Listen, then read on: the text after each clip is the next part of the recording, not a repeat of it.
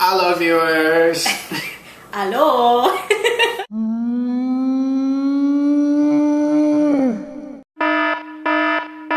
So for this installment, we're going to be reviewing the second episode of Avatar: The Legend of Korra, entitled A Leaf in the Wind. So to give you a brief summary of what happens in this video, Korra is now living on Airbender Island. Air Temple Island in Republic City. Basically what happens is Korra is having trouble with airbending. She's never airbended before, she can't seem to get the hang of it. Tenzin's supposed to be teaching her, but he is sort of losing his patience with her.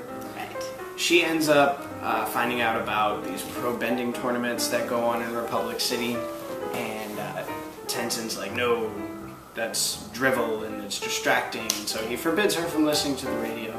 She like goes, Mufasa forbids Simba. but she goes and seeks a way to the pro bending ring. He's Mufasa. Anyway, enter Bolin and Mako, who are two brothers who participate in these pro bending tournaments, and they're rather good. Yes. And we are to believe that they didn't have the easiest time growing up. Right. They're referred to as being from the School of Hard Knocks. Exactly. So Bolin is an earthbender, Mako is a firebender. They have a waterbender on their team named Hasuk.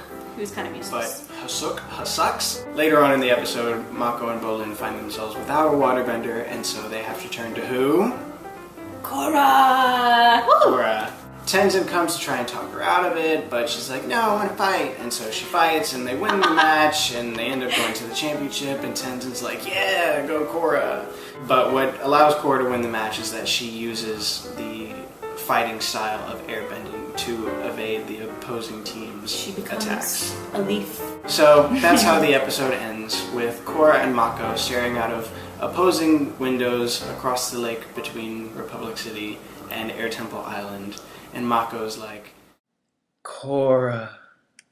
And Korra's like, fighting. So, in this episode, A Leaf in the Wind, we meet two new characters, Mako and Bolin. What do you think of these two new characters? well, first off, Mako is sexy. I don't know, they have such different personalities, because Bolin is such a flirt, and Mako's sort of like off doing his own thing. I would love to know why they are where they are, like living above the bending ring. Yes. What do you think of the new fighting style, the pro bending fighting style?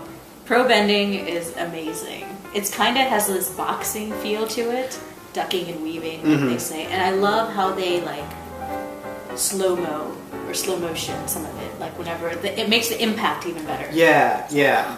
I noticed it is a lot like boxing, kind of like kickboxing, because they do use the legs, but their defensive and stance head stuff is their defensive stance is sort of like this. Yes. Toph should have invented pro bending. That I could totally see her doing that. Yeah, but I don't know that. I don't think that they would be the kind to pro bend. I know, but I just, for my fangirl heart. The music, what do you think? So beautiful. It is so gorgeous, especially in the last tournament of the pro bending, whenever we didn't know what was going to happen. Korra's joined up and we don't know what's going on. The last thing, when they knock all the people out, it has this beautiful oriental kind of lovely music, and I loved it. Any predictions for the next episode?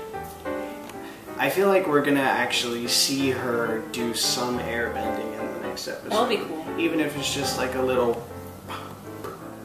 Yeah, she won't just be like, airbend, and nothing happened.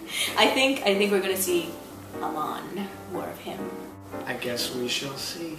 We shall see. So, I think that's it for us tonight. Right. So until next time. Happy geeking. Can we say yes? I think so.